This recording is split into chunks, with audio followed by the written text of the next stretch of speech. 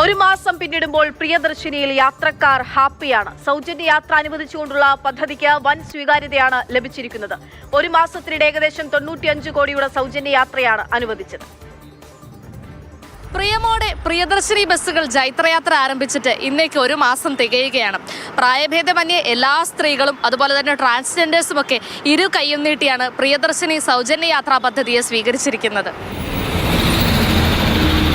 ചേച്ചി എന്നും പ്രിയദർശിനി ബസ്സിൽ കയറുന്ന ഒരാളാണ്? ആണല്ലേ. അപ്പോൾ ഒരു മാസം പിന്നിടുകയാണ് ഈ ബസ് ഇങ്ങനെ ജൈത്രയാത്ര തുടങ്ങിയിട്ട്. അപ്പോൾ എങ്ങനെ ഒരു വളരെയധികം സൗകര്യമില്ലേ നമുക്കിതൊക്കെ? അതെ, എനിക്ക് നല്ല സൗകര്യമാണ്. കാരണം ഫ്രീ ആയിട്ട് ഇപ്പം കോളേജിൽ പോകാനായാലും കുട്ടികൾക്ക് എല്ലാവർക്കും നല്ല ഉപയോഗമാണ്. പിന്നെ ഒരുപാട് പൈസ നമുക്ക് ഇതിലൂടെ ലാഭിക്കാൻ പറ്റും സ്റ്റുഡൻസിന് അവരുടെ ആ കാര്യങ്ങൾക്ക് വേണ്ടി. അമ്മ എവിടേക്കാ പോകുന്നേ? പ്രിയദർശിനി ബസ് തുടങ്ങിയതിൽ പിന്നെ പൈസ ഒന്നും മുടക്കാൻ നമുക്ക് യാത്ര ചെയ്യാമല്ലോ, സൗകര്യമായില്ലേ? ഓ, സന്തോഷാണല്ലേ. അപ്പൊ എങ്ങനെ മുന്നോട്ട് ഇതിങ്ങനെ തന്നെ പോകാൻ തോന്നുന്നുണ്ടോ? മുന്നോട്ട് പോയാൽ നല്ലതാണോ?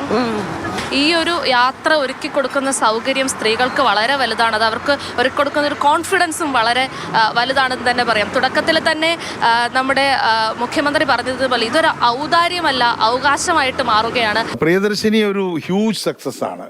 ഒരു ഗവൺമെന്റ്, ഏത് ഗവൺമെന്റ് കൊണ്ടുവന്നിട്ടുള്ള പദ്ധതികൾ എടുത്ത് നോക്കുകയാണെങ്കിൽ ഇത്രയും സക്സസ്ഫുള്ളായി ലക്ഷോപലക്ഷം ജനങ്ങളുടെ കുടുംബങ്ങളെ വളരെ പോസിറ്റീവായിട്ട് സ്വാധീനിച്ച ഒരു പദ്ധതി കുറവായിരിക്കും. ഇതേ റൂട്ടിലോടുന്ന സ്വകാര്യ വണ്ടികൾ, എല്ലാ വണ്ടികളും അല്ല, ഇപ്പോൾ പ്രിയദർശിനി പോകുന്ന റൂട്ടിൽ സ്വകാര്യ വണ്ടി ഇല്ലെങ്കിൽ പ്രോബ്ലം ഇല്ല, നെയ്യാറ്റിൻകരയെ പോലെ.